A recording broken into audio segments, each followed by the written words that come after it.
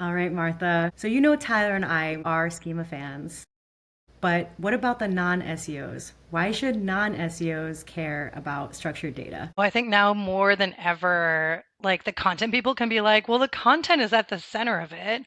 But if you write amazing content and you're not using schema markup or something to make sure it's exactly understood the way you want it to be done by machines, then like you're just kind of hoping to chance that they're going to figure it out. So I think now more than ever, like content and non SEOs and people who love structured data should be like singing how together they can like get even better results and really sort of rock this whole AI world that we're seeing and living right now. Yep, agreed. I've been evangelizing in my organization that structured data is an extension of our content strategy. Yes. Yes. Well, I've actually like we're just I was just sharing how I'm in the middle of planning for this coming quarter and we're actually talking about structured data as being part of content optimization. So instead of thinking of structured data as just like a technical SEO piece, it's about sort of, making sure your content gets visibility, right? And driving clicks, and driving eyes in the SERP as well as sort of high quality traffic. But if you're also doing sort of more advanced schema markup, and doing sort of defining entities and then reporting on how often entities are showing up and sort of, frankly, their context of how like the entities are showing up. So that's like topics or kind of key things within your content. Then we can actually tell you like how well your content is covering a certain topic, which frankly we all want to know because then we know if we're an authority on it. Yeah, so those are some of the ways that we're sort of thinking about structured data differently, sort of in this new world. So if technical SEO was once upon a time considered makeup, then schema markup is no longer makeup, it's the skincare. Hell yeah. Love that. Love that. Love that. Yeah. Yeah, it's an interesting evolution and I think we're excited because well, we have the capabilities to kind of get those insights, but I was playing with Gemini. Actually, I was preparing for another presentation, but super excited to be coming to Milwaukee. So you'll see some of this content there. But I was asking Gemini to explain to me in layman's terms the difference between Gemini and AIO because people get them confused, right? So, by the way, Gemini is like the engine under the hood. AIO is like that kind of front feature that's sort of coming out. So you kind of think of one as the engine and one as like the more visible kind of change in the SERP. But then I was asking it, like, well, what should people do to perform in this space? Like, give me kind of top things. I was talking to like at leadership level, right? Like keep it simple for me. And the first one was around like understand how well you're talking about a certain topic to be an authority and that your content reflects that.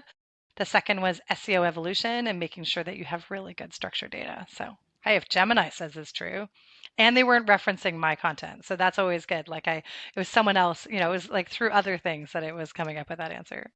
All right, you heard it first. Well, Gemini heard it first, technically. Exactly, exactly.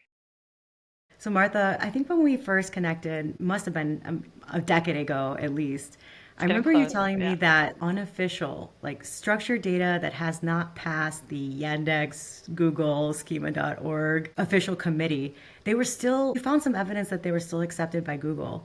Do you think that's still true these days? But that was like a really interesting case where we saw like sometimes where there was sort of discussion of in the schema.org community of using certain properties that they needed for a Google feature and that we actually saw them accepting it before it was official, sort of in the vocabulary.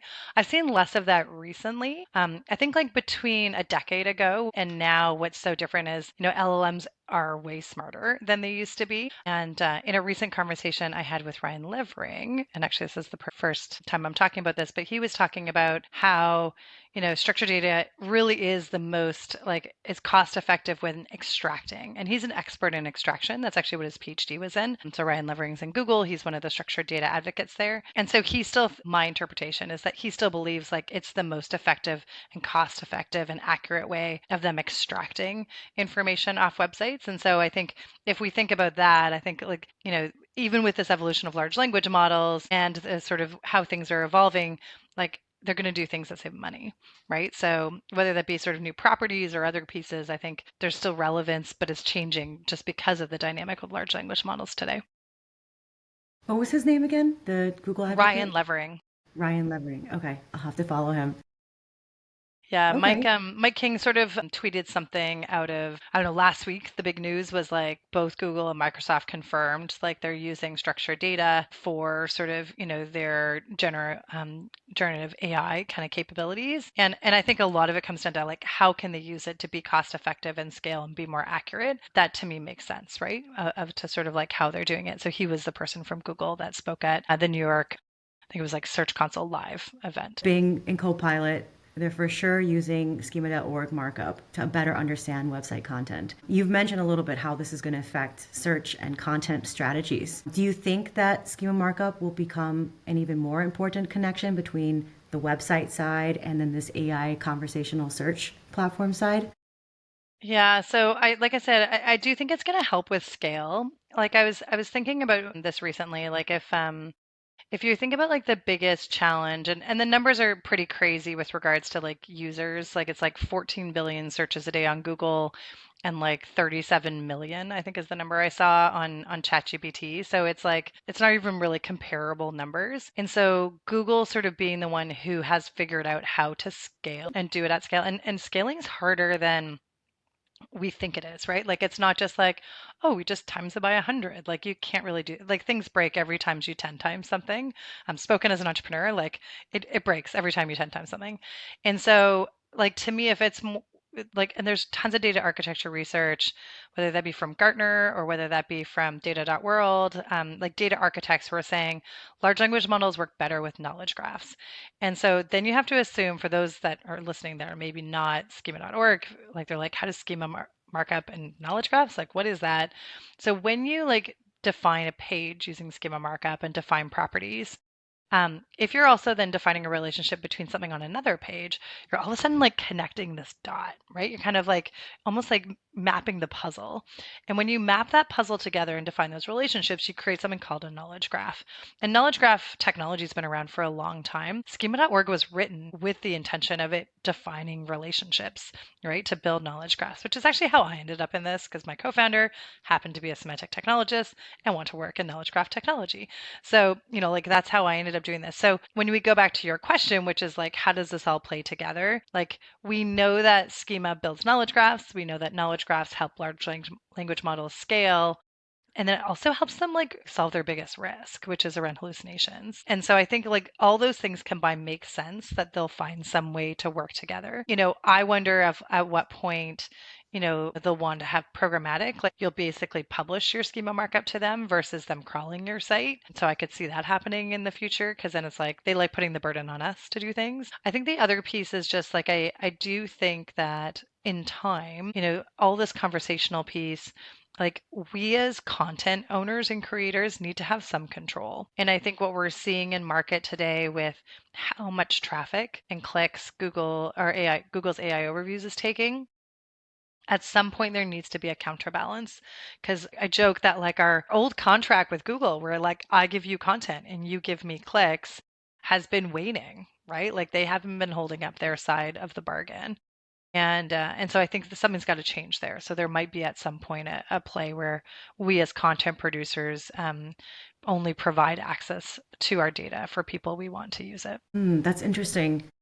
I hope that that day comes because it seems like right now we're We'll still in see. this wild, wild west where some people are Yeah. even still considering like blocking completely, like not allowing these GPT bots from accessing their information. Yeah, we actually do like at Schema App we have like what's called robots only, where we actually like you control who can actually consume your schema markup so that people have like a little bit of control over who it is. But yeah, I think it'll be really interesting, more like kind of 10,000 foot level. Like, does Google get the okay to pull any public information? And if it's in the public, they can train on it. I think that that's going to change a lot of the way how marketing happens. And I don't know the implications yet on that.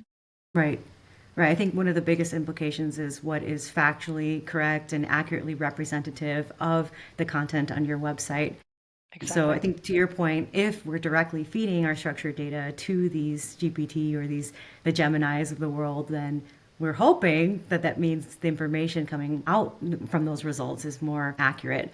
Do you think that will be the case, that structured data is going to help with factualness? Oh, I'd love to believe that. Yeah, I think it helps them come up with factual answers. Like we saw a little bit of this, like my brain goes a little bit to EAT, right? Like the whole reason they wanted to know if something was like medically reviewed or who was publishing it was to tie it back to an expert. And so I think at some point like we'll need that to make sure like who are the experts and like who's publishing it. I don't think we'll lose like as humans we need that, right? Like we want to know that. So like how is that going to come to fruition?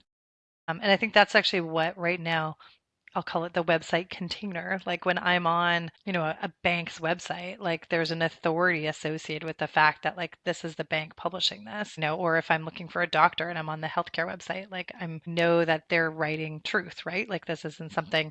So I think as the interactions move off the website and into these service providers, how do they maintain that? And frankly, like the little nugget or carrot that Google provides today to say who the source is, like I don't think is significant is sufficient. I Martha's agree. opinion. We need more citations, just like they expect Uh, from us with the quality rater exactly. guidelines. Yeah, I totally agree. Yeah. So of course, lots of uncertainty. A lot of this is, speculation. Some of it now we have some information. Like, okay, they're for sure using at least Microsoft Copilot. They're using structured data or schema.org specifically. So I think where I'm at now is like it seems like Google needs SEOs to be their advocates so that we can keep marking up everything on the website, making their jobs easier. Right. Now, whether they're using it for the AI interactions, LLM training, a little bit more of a question mark. What do you think that will mean for content creators? I really think content, actually, I had a conversation with my team about this today. I think content creators like need to write for humans, but also need to think about topics as a machine. What we were actually going back to, which is something, Renee, we may have talked about 10 years ago, which is like schema.org gives you this like structured definition of what Google, Yandex, Microsoft want to know about a topic. And so we were talking at this morning about like medical specialty. So it's like if you're writing a page about a medical specialty at your health network, like look at all the things that they call out. Like they want to know about risk factors. They want to know about like, what it's also known as or like related kind of areas. And so I think content writers are going to need to like kind of understand more than just like primary audience, but also sort of about like what is the SEO? What's the backwards engineering of content like truly being relevant by topics? And so understanding like related topics and what those things are, and again, what topic coverage you have. So kind of like what we maybe backwards engineered keywords about 10, 15, 20 years ago. I think we're gonna have to think kind of, but it's like more three-dimensional than that. Like keywords were easy because you could just like put words in. This is a bit more three-dimensional and like, well, what are all the related things? And so the mapping of how we're writing content, I think, is going to evolve, and it's going to need to be in like partnership with SEOs who understand a little bit about the tech. Well, as someone who's been mostly in SEO their entire career, I'm excited for this because we have had to think beyond just machines. We have no choice, and it's made us Yes. better marketers. And now it's content creators' time, right? They need to think about the machines too. Yeah, yeah. We all need to be like thinking about truly about sort of like evolving. I think this is the piece like growth mindset's one of the values at our company, and it's like constantly learning, constantly iterating, thinking about what's next, trying something new, seeing if it works, evolving that. That's the world we're in today. And if you like doing that, then it's going to be an exciting ride. Let's go. Let's go, she says. Let's go. Thank you, Martha. That was awesome. You're I'm hungry for welcome. more. And luckily, we get to do this in I person know. very Well, we get soon. to hang out too, which will be fun. Martha will join Milwaukee DMC IRL on Wednesday, April 16th to help us learn more about leveraging schema.org markup and build content knowledge graphs.